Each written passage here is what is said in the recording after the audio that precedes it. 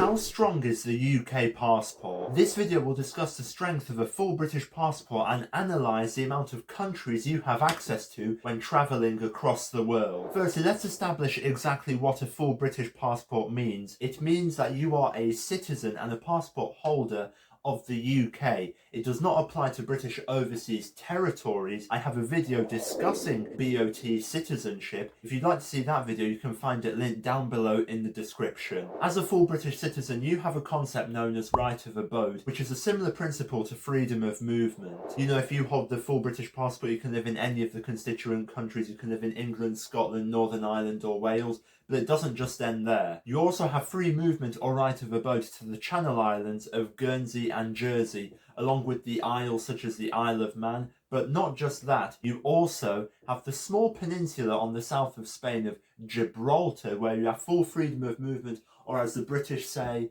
the right of abode to the territory. So if you are a full British citizen from Scotland, for example, you can go to Gibraltar without a 90-day visa like you would in some overseas territories like perhaps the Virgin Islands or Cayman Islands. However, you would be happily mistaken if you thought it ended there in regards to right of abode or freedom of movement.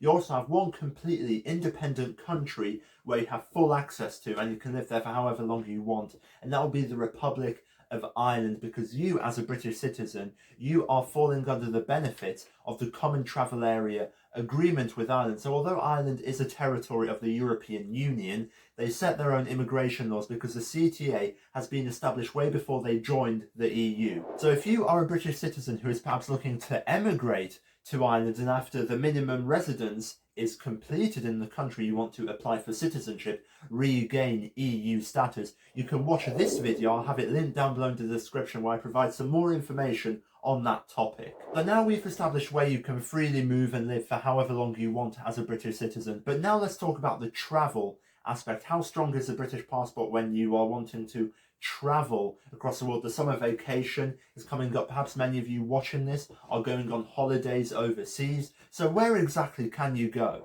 Well, let's begin with Europe. Obviously, the UK is no longer a part of the European Union as of 2020, meaning that you have lost out on the freedom of movement aspect to the 27 countries. However, you still have 90 days visa-free in the territory. So let's say you want to go to Portugal for a couple of weeks.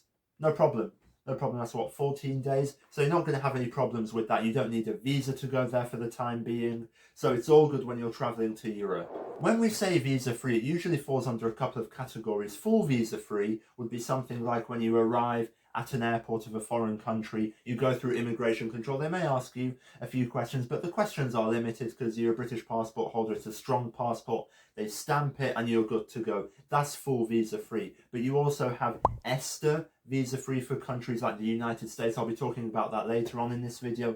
Or Electronic Travel Authority, the ETAs, they also are considered under the visa-free bracket. Looking at the visa policy map for British passport holders, you can see that the passport really does give you a lot of access across the world, as you have all of the Americas, both north and south, visa-free, or like I said with ESTA or ETA access, apart from Cuba. Gov.uk says if you are a British citizen and you intend on going to Cuba, you need to apply at the Cuban embassy, perhaps in London, for a tourist card, and then you're good to go to Cuba. There is just that extra step when travelling to Cuba, but for the rest of the Americas, it's not that bad. Taking Brazil as an example, you have 90 days visa-free. The same principle applies to Costa Rica or Nicaragua. So obviously in the West, you know about your E2 visa access as a British national to the United States, because you and your country of citizenship falls under the United States E2 visa waiver program, which is a major benefit if you're looking to travel or go to the United States,